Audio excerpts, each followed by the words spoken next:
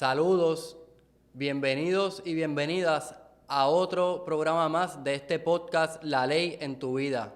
La Ley en tu Vida es un podcast legal dirigido a discutir cómo los temas de política pública, las leyes y la jurisprudencia te afectan a ti en tu diario vivir. Queremos discutir los temas de interés público desde una perspectiva práctica, popular, y en donde el centro de atención y de discusión sea en cómo estas decisiones de política pública te afectan a ti en tu diario vivir. Gracias por la sintonía, estamos hoy sumamente contentos, estamos estrenando la temporada número 2 del podcast La Ley en tu Vida, y ciertamente desde que nos vimos la última vez en mayo, muchas cosas han pasado en el país. Protestas masivas, movilizaciones de todos los sectores, cambios de gobernador, renuncias de gobernador, inconstitucionalidad de nombramientos de gobernador, que nos han traído hasta el día de hoy, que tenemos a la secretaria de Justicia en la gobernación, en la figura de la abogada Wanda Vázquez. Ciertamente el país no es el mismo desde la última vez que nos vimos. Este verano fue muy caliente en el clima y también políticamente. Puerto Rico vivió uno de sus momentos más impresionantes en su historia política. Para conversar sobre estos acontecimientos y para conversar hacia dónde debemos movernos, nos encontramos hoy con este panel político que hemos conformado. Tenemos a la senadora Zoela hoy. Bienvenida, senadora. Muchísimas gracias Rafa, y muchísimos saludos al compañero Manuel Natal. Y gracias por esta oportunidad, me encantan las oficinas, los felicito por el trabajo que hacen aquí y entiendo que la mayor parte de las personas que están en puestos decisivos son mujeres, así que les felicito por eso también. Manuel, ya Zoela hoy te presentó. Un Bienvenido. Mándale un saludo ahí, por favor, a todas las personas que nos están viendo y escuchando. Nada, un placer estar en este espacio. Es la primera vez que tengo la oportunidad de visitar las instalaciones de Microjuris y de hacer un podcast de esta naturaleza, así que estoy muy contento de estar aquí junto a la senadora y poder hablar de temas de importancia para el país y de cómo podemos convertir todos esos reclamos que tú has planteado que se dieron durante el pasado verano en acciones concretas, que es lo que el pueblo puertorriqueño está exigiendo. Muchas personas me preguntaban, oye, ¿pero qué es Microjuris? Pues mire, Microjuris es una compañía puertorriqueña, local, dedicada a proveer inteligencia jurídica tanto a los abogados como a los ciudadanos en general. Pueden buscar a Microjuris en Facebook, Instagram y Twitter. A través de esas plataformas se hace disponible este video. En la página La Ley en tu Vida, en los diferentes canales de podcast, van a escuchar este programa y los anteriores que hemos grabado. Por favor, búsquennos, compartan este video para que el mensaje llegue a muchas personas más. Quiero hacer un anuncio. Mañana miércoles Microjuris va a estar transmitiendo por Facebook Live el conversatorio Crisis en el Orden Constitucional de Puerto Rico. Esto es una actividad organizada por la Escuela de Derecho de la UPR en unión con el Consejo de Estudiantes y la Organización Nacional de Estudiantes de Derecho. Pueden conectarse de 4 a 6 de la tarde en el Facebook de Microjuris y pueden ver este interesantísimo panel en donde se van a estar discutiendo alternativas constitucionales para sacar a Puerto Rico hacia adelante a raíz de todos estos sucesos que ya prácticamente el pueblo entero participó en este verano. Conéctense por ahí y también tenemos, Microjuris está sacando un montón de noticias sobre la crisis constitucional, los cambios de gobierno. Por favor, busquen Microjuris y accedan a su contenido de noticias, que es muy, muy bueno. Contenido legal, pero explicado de una manera fácil de entender para todos. Les pregunto, ¿hubo un despertar en Puerto Rico en este verano? ¿Sí, no? ¿Hacia dónde nos movemos, Zoe? Pues mira, yo tengo que decir, desde que yo comencé en la legislatura como senadora por acumulación, una de las primeras cosas que me di cuenta que no me gustaban era el poco envolvimiento de la gente. Desde el principio, cada vez que he tenido la oportunidad de, ¿verdad?, hacer expresiones públicas, ya sea en charlas que doy, en donde sea, he pedido a la gente que se envuelva, que nos fiscalice, porque lo que nosotros hacemos día tras día en el Senado, en la Cámara, es, quizás de momento no te impacta, pero Quizás no te impacta a ti directamente, pero algún familiar, algún amigo, y me parece que son cosas tan importantes que deberíamos hacerlas escuchando al pueblo, escuchando a la gente de qué es lo que quiere, cuáles medidas son buenas para el pueblo conforme a lo que el pueblo entiende, cuáles medidas no son tan buenas. Así que, habiendo pedido desde casi al principio de mi puesto como senadora por acumulación, el envolvimiento de la gente, la fiscalización de la gente, lo que yo vi este verano en las manifestaciones, no solamente físicamente, sino a través de las redes, a través de columnas, a través de los medios de comunicación, radio, prensa escrita, a mí me alegró mucho porque es para eso que nosotros estamos ahí. Yo soy senadora por acumulación para responderle al pueblo de Puerto Rico y en muchas ocasiones, por darte un ejemplo, yo di batallas, por ejemplo, con relación a las terapias de conversión, que no voy a aburrir al pueblo con, ¿verdad?, a las personas que nos están viendo con el tema en particular, pero es un tema bien importante. Estas terapias que alegadamente se utilizan para cambiar la orientación sexual de las personas, porque se ve como si fuera una enfermedad la homosexualidad. Y dimos una batalla fuerte en el Senado y yo vi muy pocas personas envueltas en este tema, igual que con el tema del aborto, igual que con el tema de la libertad religiosa. Así que lo que yo vi este verano me alegró mucho porque es el pueblo levantando su voz por aquello que entiende es lo correcto y lo mejor para Puerto Rico. Y mi esperanza, mi llamado, de hecho, más que esperanza, mi llamado es que no se quede aquí, que ese envolvimiento, que esa fiscalización, que esa exigencia del pueblo, a nosotros y nosotras que estamos en puestos electivos, no se queden en el verano, que continúe, porque todavía de cuatrienio nos queda un año y medio y son muchas las cosas que vamos a estar atendiendo. Así que yo creo que llegó para quedarse ese levantar la voz del pueblo. Yo diría que más que un despertar, es que se hizo visible algo que ha estado presente por mucho tiempo, algo que se ha ido cocinando en distintos espacios y que quizás no había una oportunidad tan idónea o donde las condiciones estuvieran tan en sintonía o perfectas como la que ocurrió con este caso de Ricardo Rosselló y no solamente el tema del chat, sino los escándalos de corrupción y demás.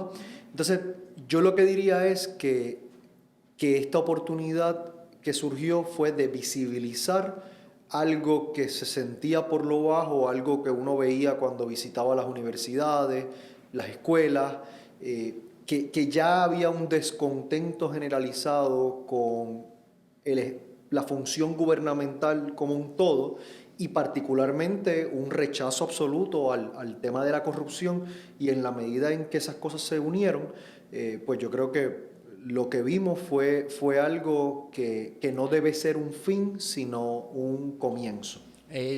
Yo quiero hacerle una pausa, ¿verdad? Y de poner mis 2 centavitos también. Y yo creo que este verano un poco la palabra política se reivindicó. En el sentido de que muchas personas, tú decías la palabra política y rápido lo asocian con política partidista, con algo con los que ellos no se quieren asociar. Y entonces en la medida en que la gente se realizó de que el pueblo y la ciudadanía deben de tener un rol mucho más protagónico en la decisión de las decisiones colectivas, la palabra política en ese sentido se reivindica y adquiere una dimensión en donde le coloca a la ciudadanía la responsabilidad no solamente de elegir bien, sino de no desvincularse una vez pasa el proceso eleccionario. Yo creo que eso es una de las grandes virtudes y enseñanzas que nos ha regalado estos acontecimientos históricos en Puerto Rico. Rafa, yo no sé cuál es la dinámica, pero si puedo reaccionar un momento. Sí, claro, okay. Claro. Porque fíjate, Manuel, yo creo que sí un poco un despertar y a base de la experiencia que yo he tenido. Yo sí, antes de este verano, yo vi muchos comentarios en las redes, yo vi mucho con relación inclusive a los temas que hablaba, del aborto, de la libertad religiosa, de las terapias de conversión y otros. Pero yo no veía un asumir la posición de no solamente me voy a conformar con poner un tweet o un mensaje en Facebook. Eso era lo que yo creía que faltaba.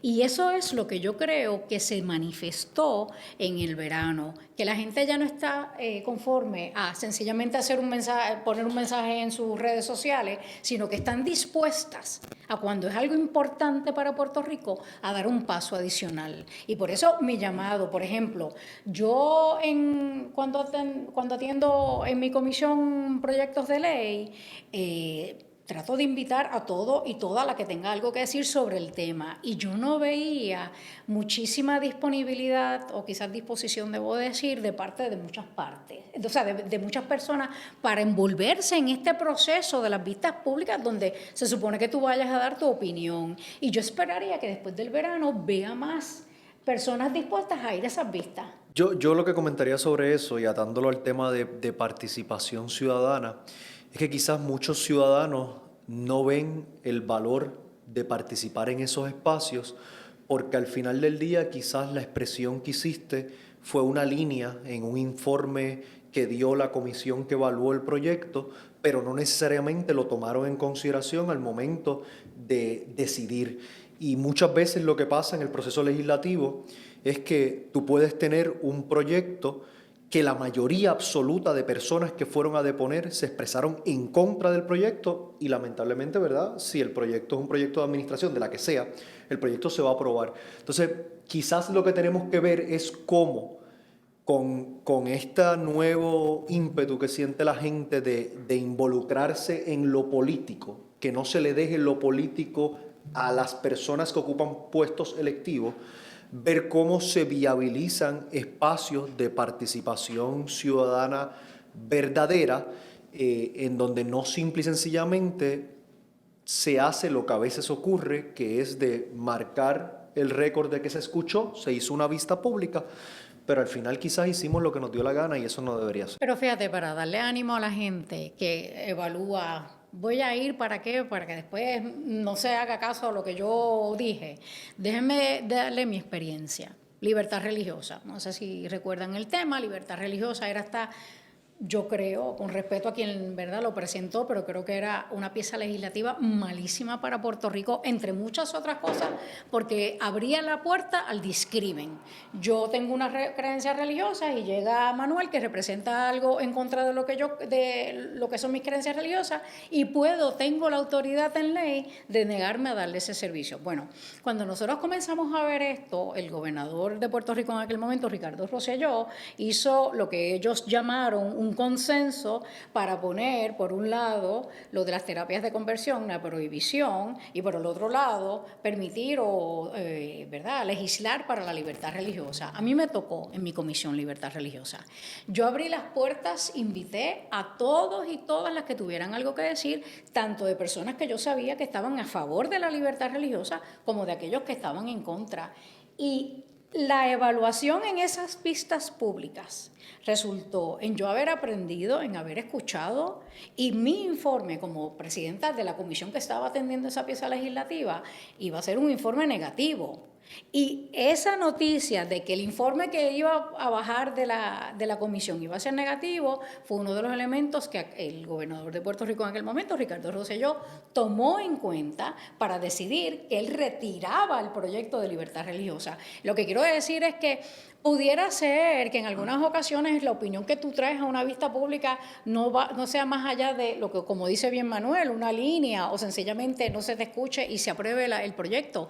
Pero hay ocasiones que no, y yo lo que invito a la gente es a no perder o no tomar la decisión por aquellas veces en que lo que tú dijiste no se apreció, porque hay muchas ocasiones en que lo que tú dices es lo que lleva al final, por lo menos en mi caso, a la senadora a tomar la decisión de qué voy a hacer por Puerto Rico. Así que, no sé, yo creo que todo esto se combina para que la participación, y yo creo, además, y después me callo de esta, pero además yo creo que los políticos y las políticas. Hemos aprendido la lección de que aquí quien manda es el pueblo. Así que yo creo que va a tener como consecuencia esto que pasó en verano, que más políticos y políticas, senadores, senadoras, representantes, que antes llevaban a cabo las vistas y, ¿verdad?, invitaban nada más que a ciertas personas, van a tener que responderle al pueblo y van a tener que permitir esa participación ciudadana. Va a tener que convertirse en la regla y no en la excepción, como en muchas ocasiones ha sido. Y yo creo que este tema que está planteado ahora mismo nos permite entrar a otro tema que quería traer, y es que la pregunta es, ¿necesariamente este mecanismo de participación ciudadana que tenemos ahora es el que queremos, es el que necesitamos? Y lo traigo porque hay muchos planteamientos de que hay que revisar la Constitución. En este fin de semana, ayer, el domingo, salió una entrevista de la honorable presidenta del Tribunal Supremo, en donde llamaba la atención a que hay que tener cuidado a la hora de revisar la Constitución de una manera reactiva. Y por otro lado, líderes políticos mencionaban de que no es necesario enmendar la Constitución. ¿Qué ustedes piensan al respecto? ¿Hay que enmendar la Constitución? ¿Sí, no? Sin duda la Constitución de Puerto Rico no representa las aspiraciones del Puerto Rico del 2019 y lamentablemente, y podemos entrar en los detalles de la discusión de qué cosas deberían cambiar o no, pero el problema aquí es tanto en el tema de la enmienda a la Constitución como en muchas de las reformas que hacen falta en el país, es el tema del huevo o la gallina. Es que viene primero, es que, bueno, para poder cambiar las leyes necesitamos legisladores que estén dispuestos a votar a favor de esos cambios. Y muchas veces, para lograr esos cambios, necesitamos una nueva cepa de legisladores que estén dispuestos a aceptar esos cambios.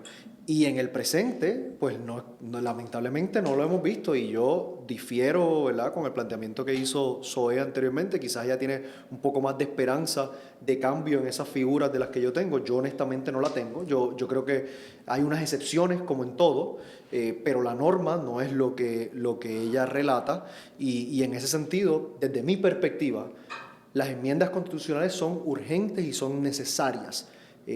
Una de esas siendo el tema de la representatividad en el espacio de toma de decisiones, y el sistema actual, desde mi perspectiva, no funciona.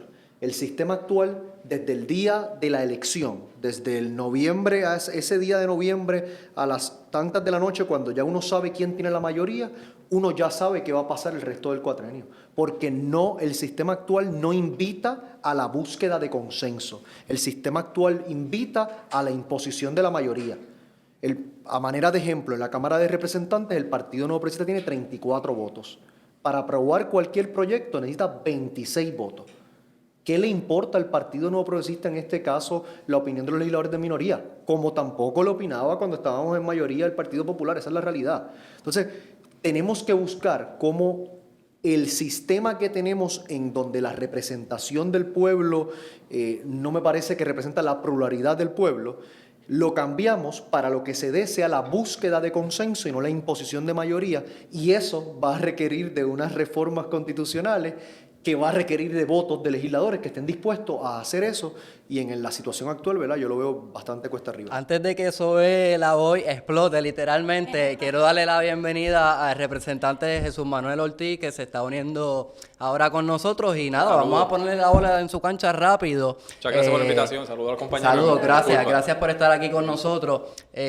Cuénteme, representante, ¿es necesario enmendar la Constitución? ¿Sí, no? ¿Por qué? Mira, es una contestación un poco más compleja de sí o no. Yo creo que no está mal que se comience la discusión y se evalúe.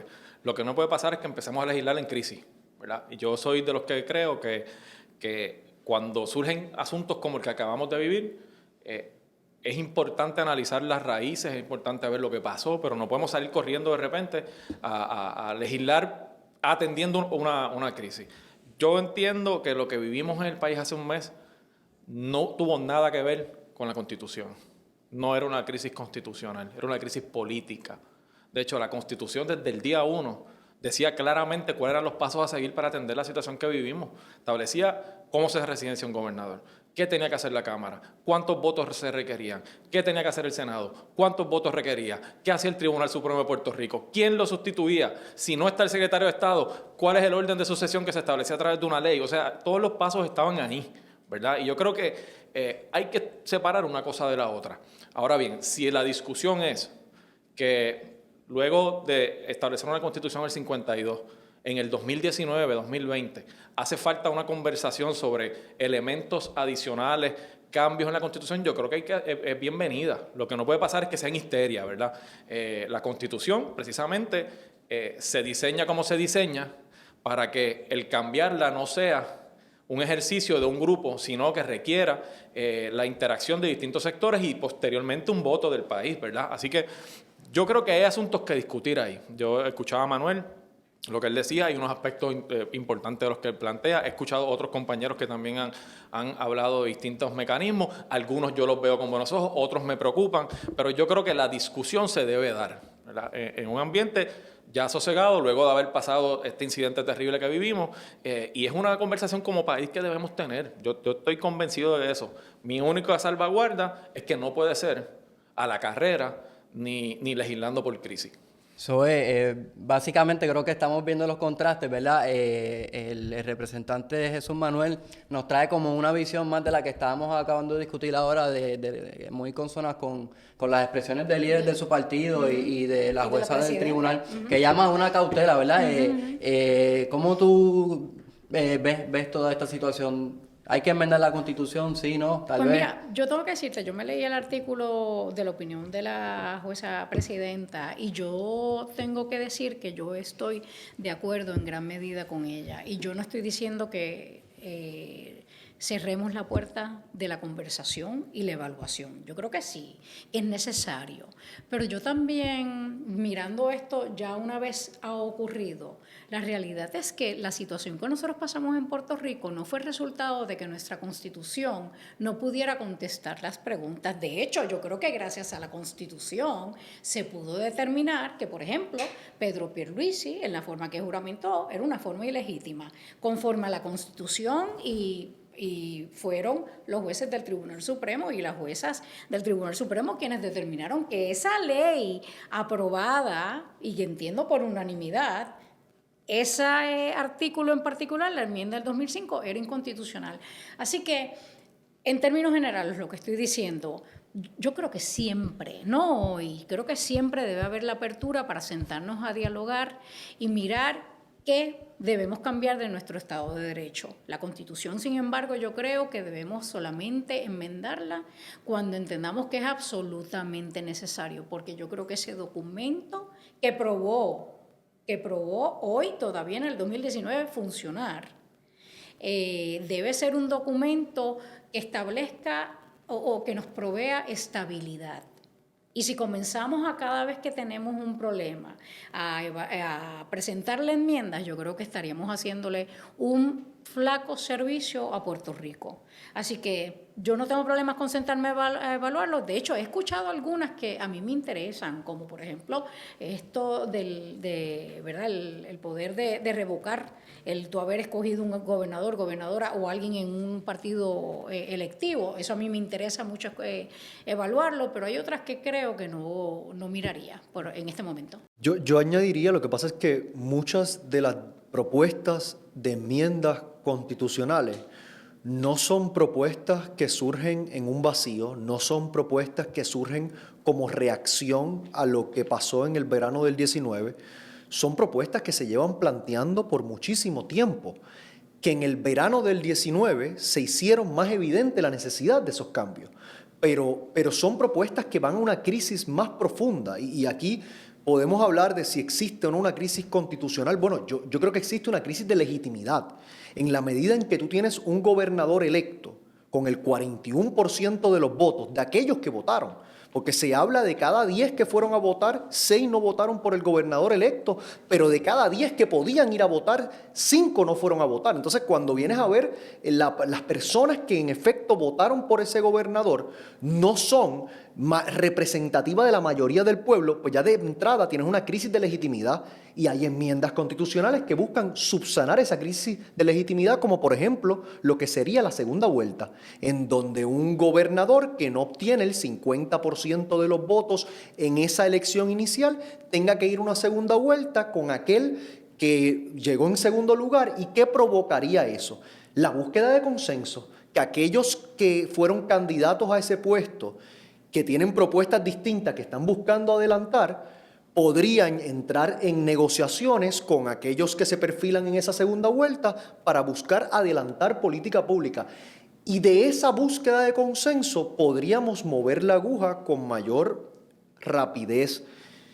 Hay una crisis de representatividad también. Yo creo que lo que vemos en los puestos electivos no es representativo de la mayoría del pueblo. Y nosotros tenemos que ver cómo esa diversidad que vimos en estas manifestaciones del verano del 19, podemos verlas también reflejadas en aquellos que toman decisiones a nombre de nosotros.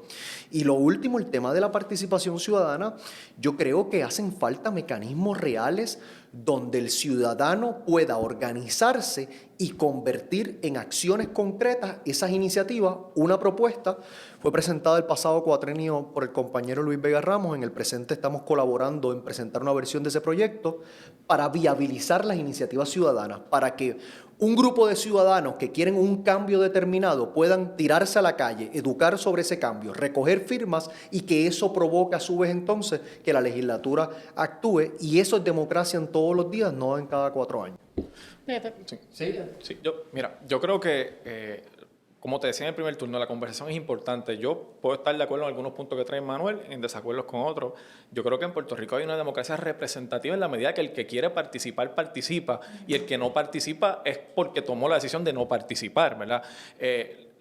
Igual de peligroso en términos de legitimidad podría ser el abrir puertas a que quizás grupos pequeños puedan detener obras de gobierno, como sucede en otros países, por ejemplo en España, donde vemos un sistema que tiene sus problemas también. O sea, todos los sistemas tienen sus problemas.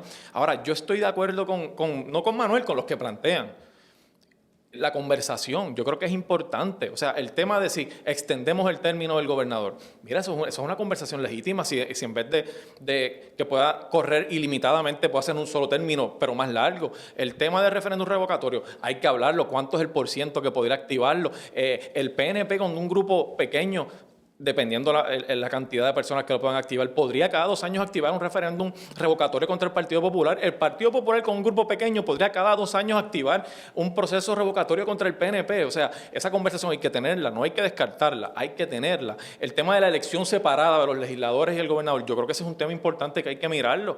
Claro, el país tiene que conocer la consecuencia de eso. ¿Qué podría ser? Cada 2 años haber elecciones aquí. ¿La gente quiere cada 2 años que hayan elecciones? Quizás sí. Hay que tener la conversación. El financiamiento de campaña. ¿Queremos que los candidatos solamente tengan un financiamiento público? Bueno, obviamente no se puede hacer. Hay que darle la opción al candidato. Ya hay decisiones de los tribunales que así lo establecen. ¿Queremos limitar que el que reciba dinero público no pueda recibir dinero privado? Eso es una posibilidad. O el que reciba dinero privado no pueda tener financiamiento público. Eso es otra posibilidad. Claro, eso abre la puerta a que personas con gran poder adquisitivo y con grandes donantes puedan superar candidatos que se financien con el fondo público. O sea, todo tiene sus consecuencias. Mi planteamiento no es uno de simplemente que no se mire, no. Yo lo quiero mirar con responsabilidad y lo que podamos dialogar, lo que sea en beneficio de nuestro sistema, que ayude a que tengamos una sociedad más democrática, por supuesto que hay que abrirle la puerta. Lo que no puede pasar es que sea con poca discusión y que el resultado al final sea peor que lo que tenemos hoy, que es una constitución fuerte, que yo desde mi punto de vista es una constitución que garantiza derechos y que vimos cómo resolvió una situación muy difícil que vivimos como pueblo y que tuvo un resultado que es envidiado a nivel mundial. O sea, aquí se logró el país. Este es un logro del país, no es de ningún político, que un gobernador legítimamente electo renunciara a su puesto que llegara otro que lo hizo de una manera irregular, que el tribunal pudiera decidir que ese tuviera que salir de su puesto y que haya un tercer gobernador, en este caso una gobernadora, y aquí no ha habido un herido ni una, ¿verdad?, ni una situación que lamentar. Y eso pues tiene que ver con que hubo un sistema que funcionó, y eso hay que reconocerlo. Lo único que diría... No, pero un herido, claro, hubo heridos mayores, consecuencias mayores, me refiero. No hubo ninguna Sí, muerte, pero yo creo claro. que al pero final heridos el hubo. resultado, Claro, el no, cuando tú tienes resultado 500.000 personas en un lugar, es muy probable que algo pase. Pero ¿verdad? yo creo que el resultado final fue el que el Claro. pueblo ganó. Yo creo que Puerto Por Rico ganó supuesto. definitivamente. Y yo creo que aquí lo que hay es consenso con relación a que esto amerita una conversación, pero como bien dice, creo que tiene que ser una conversación responsable, mirando los pros y contras, pero yo creo nuevamente, yo le añadiría tener cuidado con ese documento que nos ha servido bien hasta el momento, solamente cambiar aquello que decidamos que es absolutamente necesario. Yo quiero hacer un paréntesis, quiero hacer una pregunta específica a Jesús Manuel Ortiz. Usted fue secretario de prensa de Asuntos Públicos, o sea que estuvo, ya sabe lo que es estar allá adentro, específicamente en la oficina del gobernador.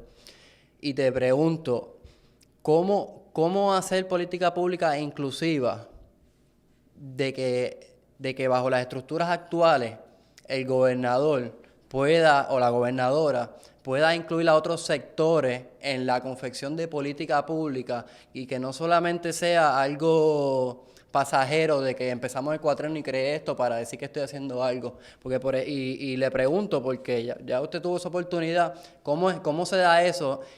Y lo quiero traer a la luz de unas declaraciones que hizo la gobernadora Wanda Vázquez para un periódico en donde dijo creo que es importante que la gente pueda tener un grupo de trabajo en la oficina de la gobernadora para tratar de impulsar una política pública que sea reflejo del trabajo de ese grupo de personas que se presume que vienen desde la sociedad civil sin ningún tipo de interés partidista, sino sectorial, para adelantar las causas que ellos creen meritorias. ¿Cómo se trabaja eso en la Mira, realidad de verdad? Eso tiene mucho que ver con la disposición del Ejecutivo. Por ejemplo, yo puedo hablar de la administración que yo trabajé, ¿verdad? En el caso de la administración de García Padilla, hubo personas de distintos sectores, tanto asesores cercanos del gobernador, personas que abiertamente pensaban distinto en materia política, secretarios de gobierno que funcionan de esa manera, directores ejecutivos de agencias. O sea, no es la primera administración que ha pasado eso, está en la disposición del gobernador. Que es posible que necesitemos mecanismos donde la participación ciudadana, no de las personas que tengan el acceso al gobernador porque trabajen en alguna agencia, de la sociedad civil, que quizás puedan tener unos accesos más fuertes, más concretos. Mira, es probable que necesitemos crear herramientas que sean más democráticas en ese sentido, pero tiene mucho que ver con la disposición del Ejecutivo. O sea, si tú quieres de verdad tener apertura, tú como ejecutivo, como gobernador o gobernadora, decides cómo lo puedes hacer. Y las herramientas existen, o sea, desde utilizar los municipios hasta utilizar agencias de gobierno y los propios mecanismos que te da la fortaleza, sin duda existen. Manuel, ¿cómo hacer una discusión, tal vez, que digamos, de unas posibles enmiendas a la Constitución sin que se excluya a partidos minoritarios, cómo incluir a grupos de la sociedad civil? Porque lo que veo aquí es, si vamos a empezar a discutir unas enmiendas a la Constitución, pues ya veo, los tres tienen, hay puntos de consenso, pero en alguna manera se separan los tres. ¿Cómo asegurarnos de que esta discusión no se vea interceptada por la cuestión partidista y las divisiones ideológicas que polarizan la sociedad? Bueno, yo diría que primero es que tanto este tema como muchos otros no debe ser monopolizado o secuestrado por los partidos políticos o los movimientos políticos. Aquí tenemos los sectores del quehacer del pensamiento, profesionales, comunitarios, que hay mucha organización, hay mucho camino recorrido, que hay que simple y sencillamente establecer los espacios de mesas de trabajo para que se produzcan y se conviertan en política pública y que verdaderamente se conviertan en política pública. Yo, ¿verdad?, tengo una visión un poco encontrada con cómo opera actualmente el proceso de formulación de política pública, porque no creo que es un proceso eficiente, no creo que es un proceso que representa los mejores intereses de la mayoría del pueblo, y eso es un debate mucho más extenso. Yo lo que diría es que los partidos políticos no tienen todas las soluciones a todos los problemas. Y hay que partir reconociendo eso para que entonces podamos traer a la mesa a las personas que viven el día a día de estos problemas y que son los que conocen entonces en carne propia esas soluciones. ¿Cómo lo llevamos de un ejercicio de mesa redonda bonita donde nos tiramos la foto, hacemos un documento y al final se queda en eso y no se convierte en política pública? Ahí es que hay un reto grande y ahí está el tema de la representatividad. Qué bonito sería que personas puedan llegar a puestos electivos y que la única forma de llegar o la forma que está ya prejuzgada en la ley electoral sea la de una franquicia electoral. Debería haber otras formas de la participación, tanto en representación como participación ciudadana del día a día, que no sea el militar en un partido político, y eso son parte de las reformas que hacen falta. Pero yo, con relación a eso, y Vargas Vidot, yo creo que Vargas Vidot le da o crea el espacio que hasta estas pasadas elecciones nunca habíamos tenido en Puerto Rico. Vargas Vidot, ¿verdad? Lo vivo cada vez que tenemos sesión en el Senado. Vargas Vidot es eso, representa a la sociedad civil, a lo que él por muchos años hizo desde allá, ahora lo trata de hacer desde acá, entiéndase desde el Senado, impactar las piezas legislativas que nosotros evaluamos en el Senado, presentando él o dando su opinión cuando son piezas legislativas de otros compañeros y compañeras.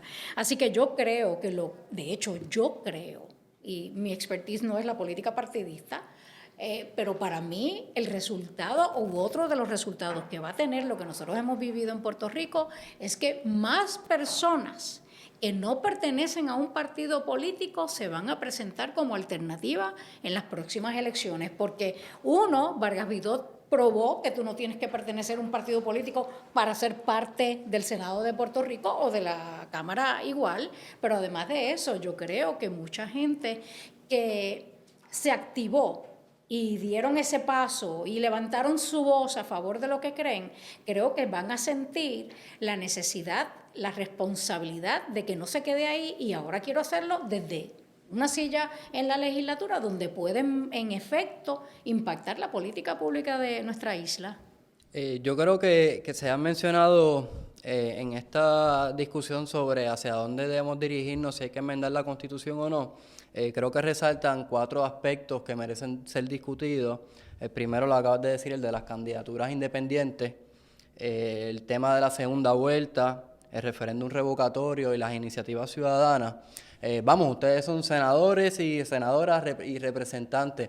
¿Podemos esperar algún tipo de proyecto de alguno de ustedes 3 en ese sentido de iniciar la discusión para discutir cambios a la Constitución? ¿Presentarían proyectos al respecto? Yo tengo que mencionar, ya hay compañeros y compañeras que han presentado en Senado y en Cámara. De mi parte hay una disponibilidad definitivamente de discutirlos. Yo confieso que en esto, ¿verdad?, en lo que hemos podido trabajar en este verano, en mi oficina yo le he dedicado mucho tiempo al tema de la corrupción y yo creo que uno de los de ese tema de la corrupción se debe atender con mayor participación ciudadana. Así que, aunque no es con relación a las enmiendas a la Constitución, sí creo en la participación ciudadana para trabajar con el tema de la corrupción. Un tema que yo añadiría a la lista que tú hiciste con relación a enmiendas a la Constitución es lo del vicegobernador o gobernadora. Yo creo que ese es un elemento bien importante que sí deberíamos evaluarlo también. Jesús Manuel. Sí, mira, yo estoy totalmente dispuesto a abrir esa discusión. Yo creo que es importante. Yo incluiría el tema de la limitación de los términos desde el gobernador, legisladores y alcaldes. O sea, esto no se puede convertir aquí. Tenemos que romper con esta costumbre de apropiarse del poder, de la silla, ¿verdad? Porque muchas veces cuando llegan es difícil, ¿verdad? Que otra persona pueda tener acceso si no hay una limitación. Yo creo que debemos discutir eso también. Y por supuesto, hay unos de esos temas que yo creo que hay que darle discusión profunda y posiblemente en esa discusión nos convencemos todos de que es bueno o nos convencemos todos de que no es bueno. Así que esa discusión es importante. Yo creo que, por lo menos en mi partido, yo he visto a disposición de muchos de los compañeros, no puedo hablar por todos, ¿verdad? Por mí, yo estoy totalmente dispuesto a que esa discusión se abra, me parece que es importante que se dé. Manuel. Bueno, para radicar proyectos están radicados. La mayoría de las iniciativas que planteaste están radicadas y no solamente están radicadas a raíz del verano del 19, han estado radicadas por meses, en ocasiones por año, en ocasiones por cuatrenio. La pregunta es, ¿verdad?, si hay voluntad política de quienes han tenido el privilegio hasta el momento de ser mayoría para poder lograr estos cambios. Y la respuesta es que al momento no la ha habido. Si post verano del 19 se encuentra entonces estas iniciativas como un paso necesario, pues está por verse, ¿verdad? Yo creo que hay un reclamo claro y contundente de parte del pueblo que quieren una acción con mayor grado de urgencia de su clase política y yo no necesariamente veo que ese sentido de urgencia al momento haya llegado a la legislatura de Puerto Rico de una forma mayoritaria. Planteaste lo de las candidaturas independientes, déjame decir una pincelada adicional. Sí, bien, pero las leyes están hechas para hacerlo más oneroso el camino de las candidaturas independientes, para que se cancelen entre ellas, porque el ejemplo de Vargas Vidó es muy bonito plantearlo, pero Chaco se para aquí, es el primero que te va a decir de las vicisitudes que está pasando en el Senado de Puerto Rico por ser uno de 30 votos, en donde el PNP tiene 21 votos, y donde sí, él está haciendo lo mejor que puede dentro de las circunstancias. Pero para los casi 200,000 votos que Vargas Vidó sacó a ese puesto de senador y la cantidad de gente que le honró con su voto, la representación que tiene allí es menos de la que merece. Y en ese sentido, yo creo que las reglas del juego están hechas, lamentablemente, por los partidos, para los partidos, y si queremos cambiarlo, lo recalco de nuevo, hay un dilema de qué viene primero, el huevo o la gallina, y el pueblo puertorriqueño yo creo que se ha expresado de forma clara. Solamente voy a añadir 2 comentarios. Uno es con relación a mí esta parte cuando hay que hablar de los partidos o defenderlos o criticarlos, a mí no me gusta, yo creo que no le hacemos nada de bien a Puerto Rico, pero voy a decir. Manuel dice que quizás no hay o no ha visto la disponibilidad del Partido Nuevo Progresista al que yo pertenezco de atender esto. Bueno, yo creo que el presidente de la Cámara es uno de los que presentó proyectos para enmendar la Constitución, así que me parece que eso sí es muestra de que hay el ánimo de evaluar estas tiene un alternativas. informe sobre el proyecto de limitar de limitar los términos. Fue presentado, tiene un informe negativo de la Comisión de lo Jurídico en la Cámara de Representantes. El proyecto del referéndum revocatorio fue presentado tanto en Senado como en Cámara y no ha pasado nada. Y así podemos hablar de un sinnúmero de proyectos. Pero si tú supieras que esto no tiene que ver con, yo creo que con partidos políticos, y te digo por qué. Yo no sé cuántas medidas mías, y soy del Partido Nuevo Progresista, y no tienen, están estancadas o tienen informes negativos. Oye, yo tengo una para proteger a los pacientes que son pacientes de cannabis medicinal, y allí está. Por eso, yo he estado en mayoría y en minoría, y ese sentimiento lo comparto, no te preocupes. Y entonces con relación a Vargas Vidó, es cierto, oye, sería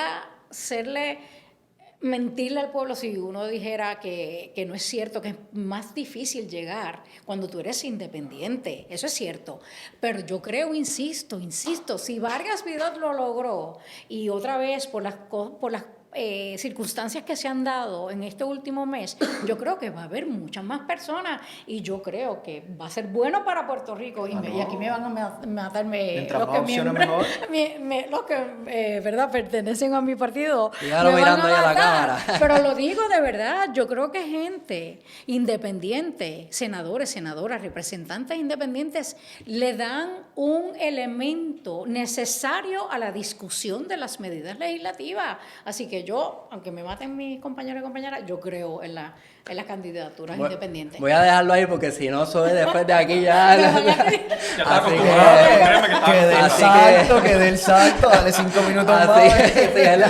Así que nada, dicho esto, de verdad que les agradezco su tiempo y disponibilidad para venir acá a hablar con nosotros y con nuestra Gracias. audiencia. Gracias a ustedes. Gracias, les deseamos el mayor de los éxitos y creo que algo que puedo rescatar de consenso entre los tres es que estos temas se tienen que seguir discutiendo y que la gente que nos está viendo tiene que compartir este video, tiene que entrar a MicroJuris, seguir las noticias que se están produciendo porque son noticias legales de política pública, pero siempre enfocado en la educación y en cómo estas decisiones y políticas te afectan a ti en tu diario vivir. Así que los invitamos a que se conecten con nosotros en MicroJuris, tanto por Facebook, Instagram, Twitter, que compartan este video y que sigamos la discusión de los temas de importancia para el país y sobre todo que sigamos propiciando y participando activamente en la discusión y en la elaboración de la política pública desde la ciudadanía, porque si algo ha quedado demostrado es que en la medida en que la gente se involucre, Cierto. las políticas públicas van a ser reflejo de esos actores que están participando. Así que con este mensaje y esa exhortación los dejamos. Será hasta la próxima. Gracias por la sintonía y nos veremos pronto. Muchas gracias.